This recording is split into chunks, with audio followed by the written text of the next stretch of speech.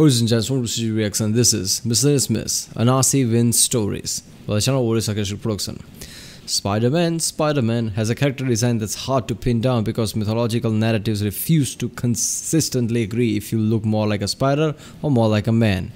Spin a web any size, outsmarts and overpowers vastly superior opponents on a nearly daily basis and almost never dies. Look out, Anansi is a Spider-Man. Yeah, okay. I'll take Black Spider theme underdogs want Miles Morales for $400. There are lots of versions of this particular story, no surprise there. Some adding or removing tasks for Anansi to complete, some changing how exactly he completes them, but the core concept is the same each time. Yeah, okay. So Anansi is some kind of a Spider-Man type of thing. Which mythology is this from? Which country? Huh. It's gonna be fun either way. Remember, if you like my reaction, don't forget to like, subscribe, check out the reaction, there's a link in the description. Check out the cast, all the plays like Sarcastic production reaction. I uploaded quite a few videos from this channel already, so if you haven't seen them or missed any, check out the playlist, it's all there. Check out the playlist too, like History, CGP Grey, Tier Zoo, Internet Historian. And yeah, let's do this one.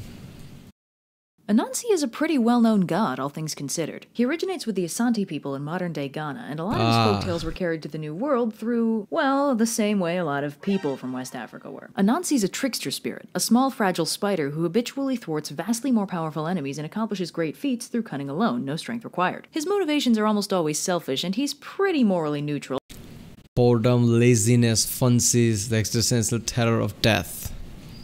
But everyone loves an underdog, and considering the circumstances of the people who brought his stories over, it's not too surprising that his theme of a disadvantaged hero surviving and overcoming powerful enemies got so popular. His certainly weren't the only African folktales that came to the New World, but they were the majority of the ones that really stuck. Anansi has a lot of folktales, usually involving him messing with people and skillfully evading the consequences, but one of the first things Anansi is credited with is actually pretty meta. So this is the story of how Anansi became the god of stories. So Anansi is bored, and figures out the reason why he's bored is that there aren't any stories, at least no accessible ones. See, the sky god Nyame is the god of stories, but he's hoarding them like a jerk, so Anansi has no access to free entertainment. Anansi decides this will not stand, and goes to Nyame to ask for ownership of all the world's stories so he can distribute them more freely. Or maybe just keep them all to himself, he hasn't decided yet. So Nyame is willing to give him the stories, but in exchange, Anansi has to do 4 things for him. He has to capture and bring him the 4 most dangerous and or elusive creatures: the Umboro hornets, Onini the giant python, Osebo the leopard, and Moatia the invisible fairy. Anansi accepts the challenge and charges off to start catching.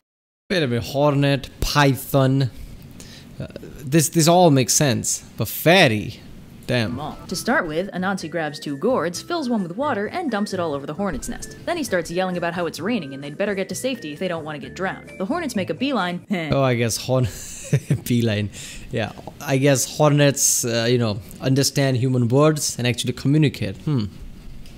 For the empty gourd, and Anansi plugs it and takes it back to Nyame. Next up is Onini the python. For this, Anansi cuts down a long palm branch and starts pacing around Onini's house, muttering to himself. Onini's like, what's going on over here? And Anansi's like, well, see, I was arguing with my wife earlier. She says you're shorter than this branch. And I was like, no, he's totally longer, but now I'm not convinced. And Onini's like, oh, hell no, we're settling this right now. So Onini lays down by the branch, and Anansi's like, so it's not just a human thing. Apparently pythons do care about their height. Length. No, you still look a little short. Every time you move your head up, your tail like slips past the end of the stick.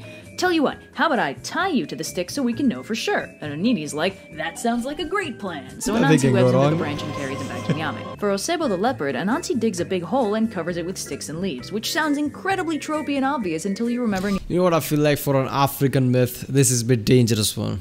Because if people tell their children this myth, and they would like, oh, look at that, we can talk to basically pythons and bees and everyone, and they go and try to talk to python and gets eaten.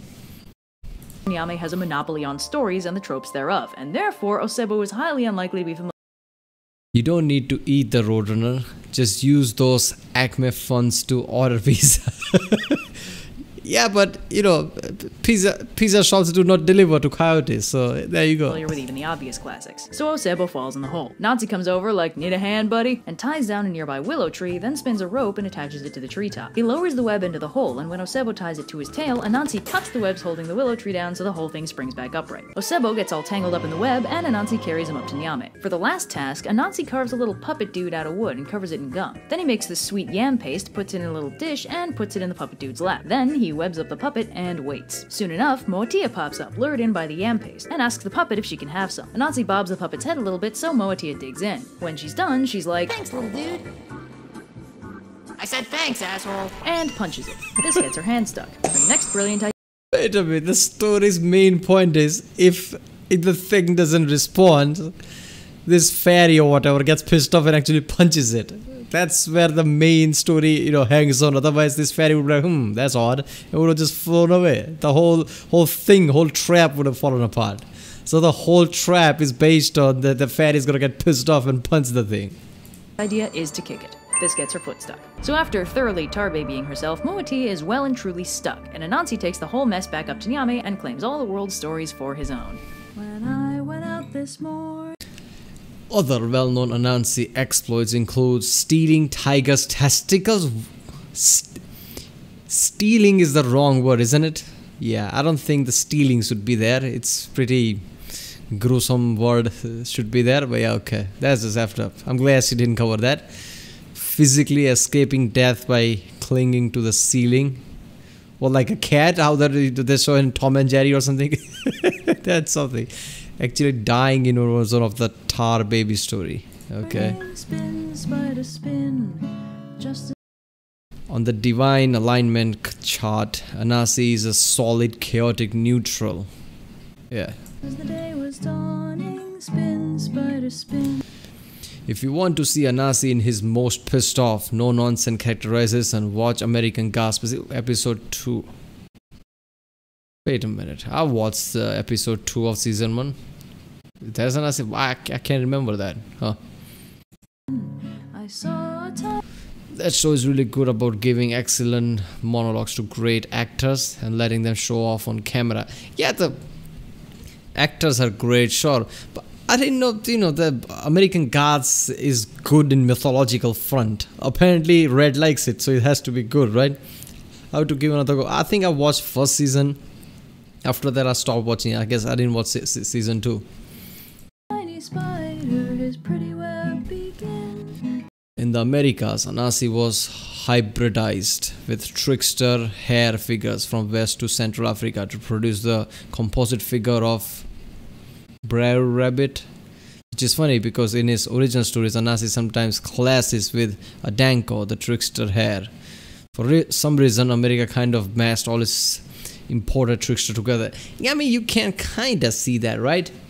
I mean, all the things that he does just feels like, just all this chaotic thing, sure, but it's always like, so he does something, some trickster type of thing, basically. Then, he runs away, he wants the story, so he's gonna do all these antics. Also, she said, in one instance, he just clung to the ceiling to survive or something. I mean, he stole tiger's testicles. I mean, you can see how, Americans basically mass trickster with hair with this. I saw him swing from a silver string. Spin, spider, spin.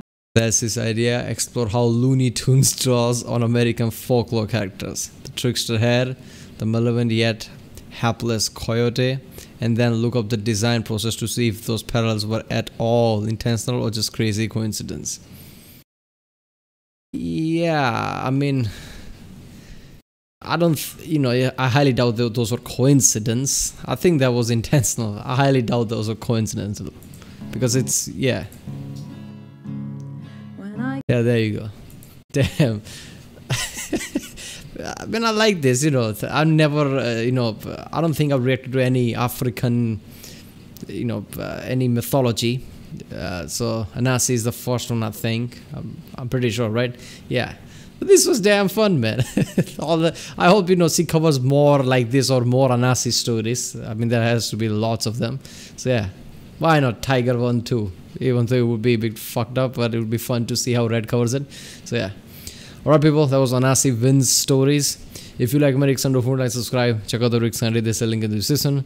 Check out the casual playlists like OSP Reactions, Internet Historian, CGP Grey, History with all historical videos, Kazan Nutshell, Tier Zoo. And yeah, I'll see you next time.